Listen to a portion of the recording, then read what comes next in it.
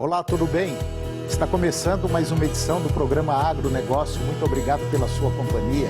Tenha um excelente dia. E no programa de hoje nós vamos falar sobre o mercado de máquinas e equipamentos agrícolas. Vamos comentar também sobre a mistura de biodiesel ao diesel. E vamos falar sobre a cadeia produtiva de alimentos durante a pandemia da Covid-19. Vamos falar sobre método de soluções de conflitos no agronegócio e também sobre temas da COP26 que aconteceu na Escócia. O programa Agronegócio já está no ar.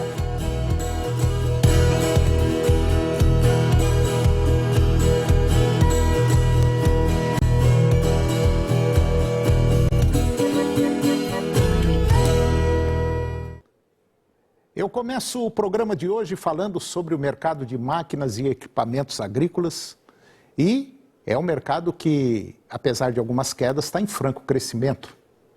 Os dados eles foram divulgados através da Associação Brasileira da Indústria de Máquinas e Equipamentos, a ABMAQ, e apontam que as vendas da indústria de máquinas e equipamentos totalizaram no mês de outubro 18,4 bilhões de reais, uma queda de 2,2% em relação ao mesmo mês do ano passado. Em comparação a setembro, também houve declínio de 6,4% no acumulado do ano.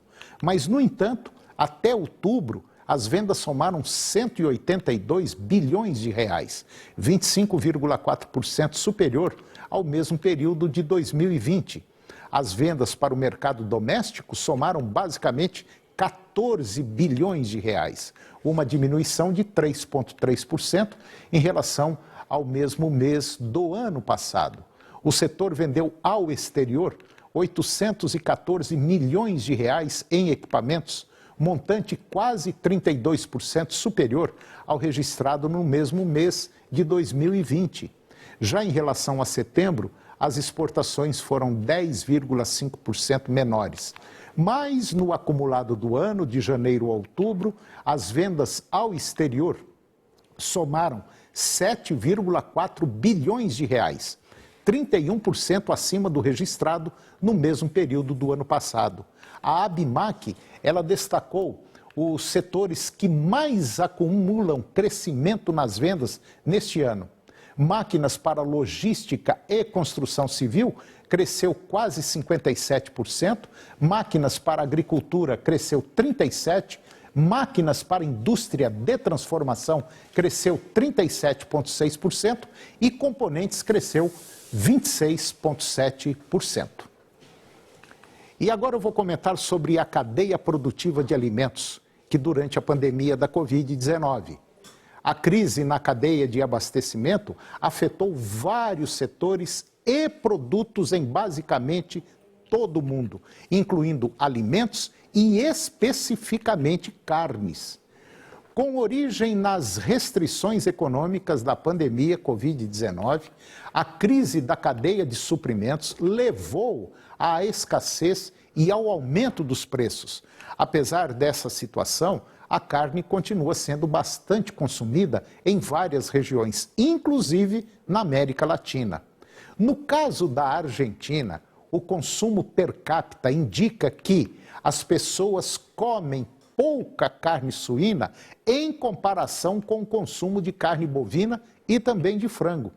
Por outro lado, o Chile come muita carne de todos os tipos, exceto ovelha. Em geral, os 7 países que já foram mencionados comem ovelhas. O que mais come essa carne é o Peru, com uma estimativa de 1 quilo por pessoa por ano. Na Colômbia, México, Brasil e Peru, comem muita carne de ave. A diferença é abismal com os outros tipos de carne. Só no caso do Peru, é mais de 46 quilos por pessoa por ano, em comparação com 4 quilos de carne bovina e 4 quilos de carne suína, ambos per capita. Dos 7 países latino-americanos, o Paraguai é o único que consome mais carne suína do que bovina, avícola e ovina. Estima-se que cada pessoa coma mais de 21 quilos de carne suína. A segunda é a carne bovina, com 12 quilos per capita. E agora eu vou conversar com André Barabino. O André, ele é advogado e sócio de uma importante empresa, a Tosini Freire Advogados, especialista em arbitragem, e nós vamos falar sobre método de soluções de conflitos no agronegócio. Doutor André Barabino, é um prazer tê-lo aqui no nosso programa, muito obrigado e um bom dia para o senhor. Está tudo bem? Bom dia, Antônio. Graças a Deus, está tudo bem. O prazer é meu falar contigo. Bom, doutor André, o setor agropecuário apresenta uma série de problemas, principalmente porque as pessoas que estão dentro do agro produzindo, talvez acreditem muito, não procuram, assim, às vezes, fazer certos documentos como exige a lei, fica mais no palavreado, mais na confiança. E isso acarreta uma série de problemas. E principalmente também quando se faz, às vezes, um contrato com uma trading, como nós já tivemos problemas agora no ano passado, queda de preço e muita gente não quis entregar o produto. Enfim, há esses problemas seríssimos dentro do setor agro, não é?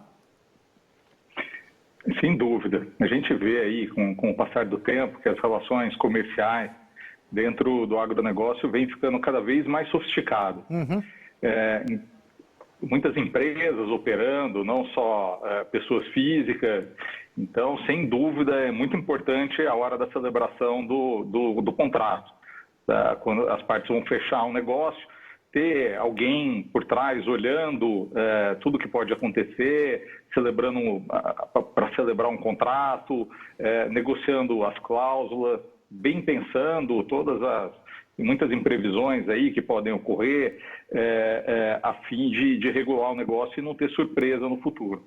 Doutor André, quais são os principais problemas que a empresa de vocês detectam em nível nacional? Haja vista que a empresa de vocês é uma empresa grande, basicamente está em todo o Brasil, fazendo esse atendimento, nessa área, vamos dizer, jurídica. Quais são, assim, os problemas mais comuns que acontecem e que poderiam até ser evitados? Olhando especificamente para o agronegócio, a gente vê muita discussão contratual, muita quebra contratual e muitas vezes porque as partes não sentaram, não discutiram detalhadamente, simplesmente receberam às vezes um contrato, assinaram sem observar e assim, simplesmente assinaram.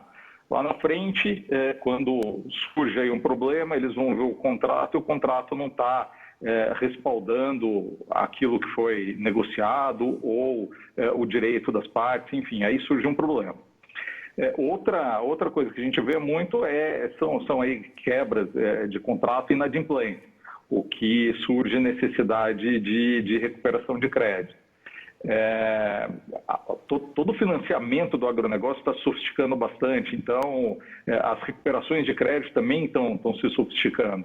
Então a gente vê muito desse tipo de discussão, seja no Poder Judiciário, seja por meio de arbitragem, enfim, está crescendo bastante, por sinal, no nosso dia a dia.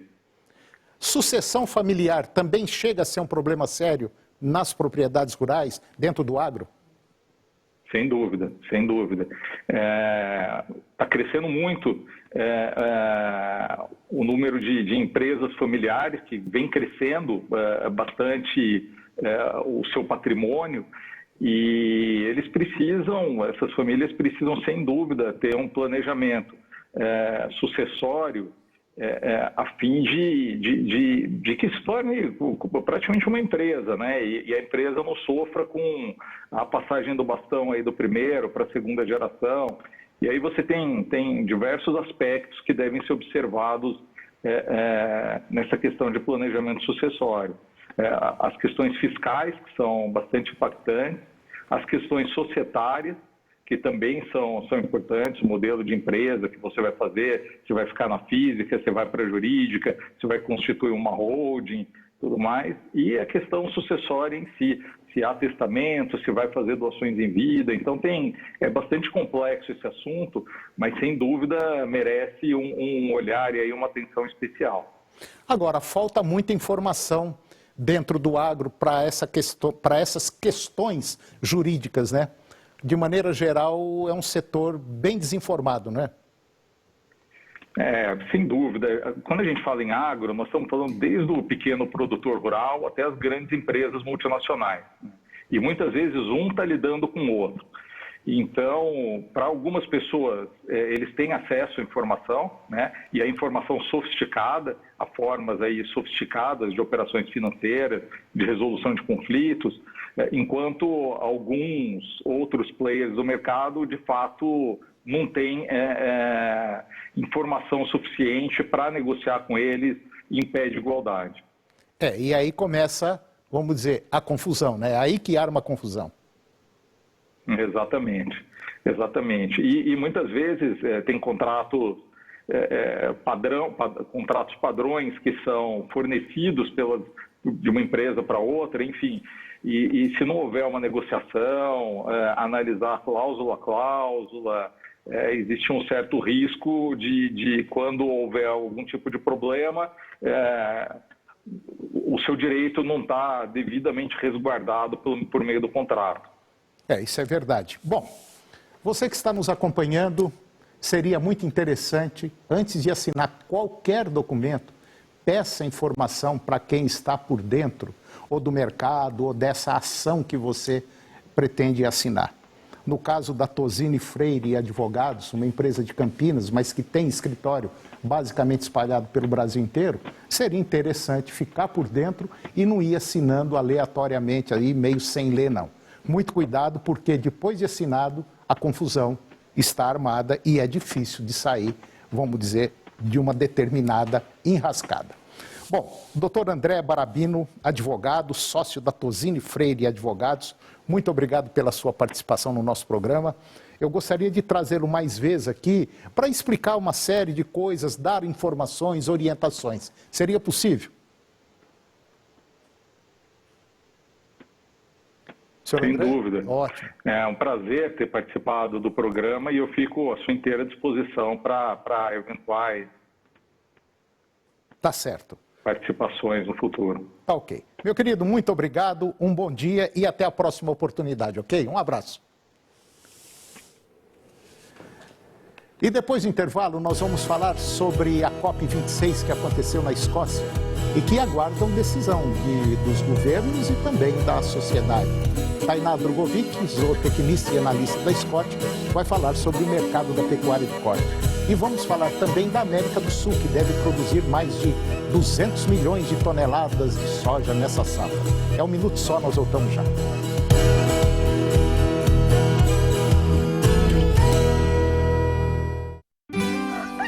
Na madrugada, com o leite já tirado, o trator já tá ligado. Quem é do campo não espera por milagre. Começa cedo numa máquina da Camagre, trabalhando a terra ou tratando o gado. Produz melhor com a Camagre ao seu lado. Camagre, as melhores marcas sempre ao seu lado. A Força Econômica do Centro-Oeste, referência no agronegócio, uma das economias que mais crescem no Brasil. É nesse cenário que o Senar Goiás vem transformando a vida para quem quer produzir e inovar. E conhecimento na prática é no Senar Goiás. E onde o Senar estiver, pode olhar em volta que você vai ver sonhos se transformando em realidade. Do campo à cidade, vem com o Senar Goiás. Quer aprender? Vem para o Senar Goiás, a maior escola da terra. Mantendo a tradição, as concessionárias Ford desejam a você um feliz Ford novo. Nova Ranger 2022, a picape mais conectada e premiada do Brasil. Com motor diesel de 200 cavalos, tração 4x4, 100% de conectividade via Ford Pass, controle adaptativo de carga e toda a superioridade da picape raça Forte. Nova Ranger 2022, faça um test drive nas concessionárias Ford. Mega liquidação de Natal Zema. Tudo pro seu Natal ser mais feliz de verdade. Lavadora Brastemp 12 quilos tá muito barato. Só 10 vezes de R$ 218,90 sem juros. Refrigerador Consul 342 litros com preço especial na Zema. Só 10 vezes de R$ 232,90 sem juros. Fritadeira Air Fryer, R$ 449 à vista. Compre também pelo site. Zema, pra você, por você.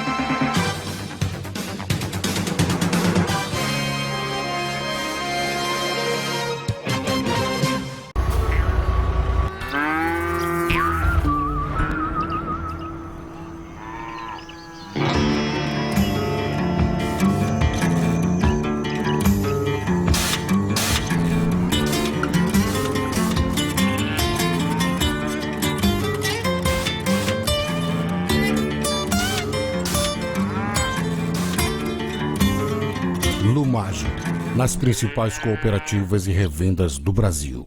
Dá uma cãibra, mas é só o prazer de rir. Nesta quinta, 11h15 da noite, a praça é nossa. Agronegócio. Oferecimento Lumage, nas principais cooperativas e revendas do Brasil. Senar Goiás, a maior escola da terra.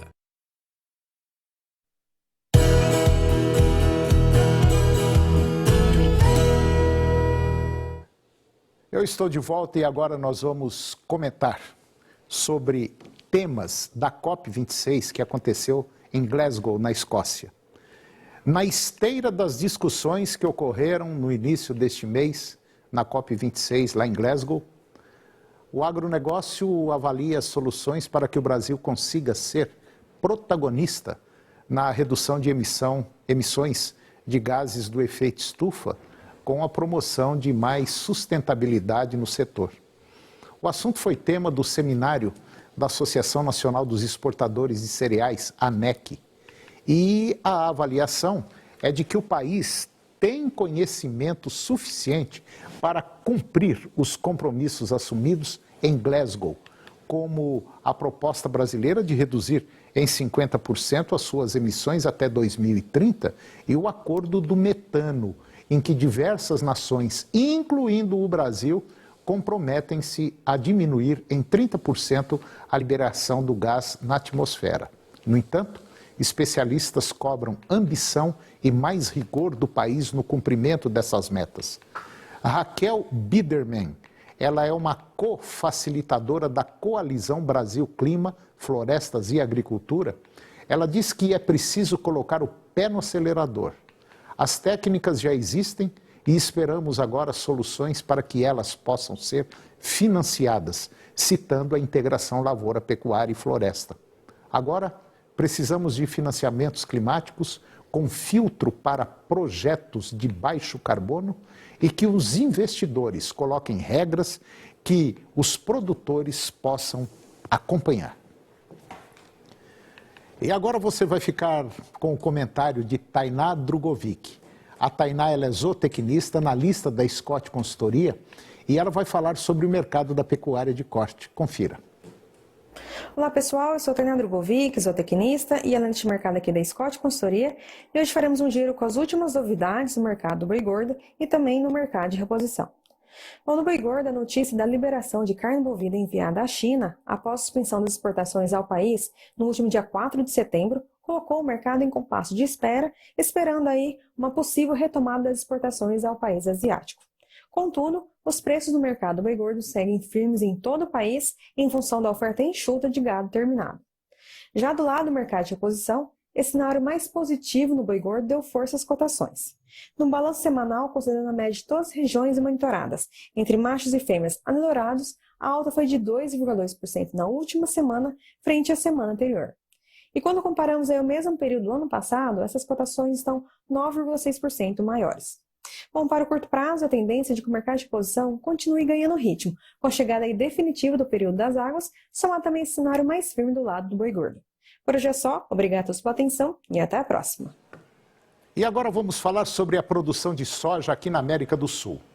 Levantamento realizado pela consultoria Datagro estima uma produção de 209 milhões de toneladas para a safra 21-22 de soja na América do Sul, abaixo da projeção inicial de quase 212 milhões de toneladas.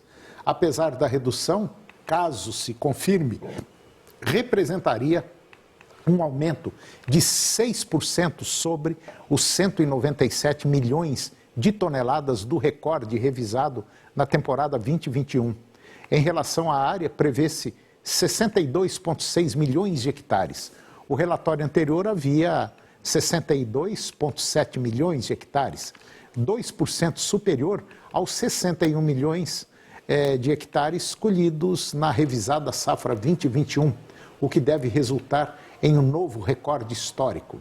A exemplo da safra anterior, os produtores da região devem ter evolução heterogênea de incremento da área semeada com aumentos expressivos no Brasil, Paraguai, Bolívia e Uruguai, mas nova redução na área da Argentina.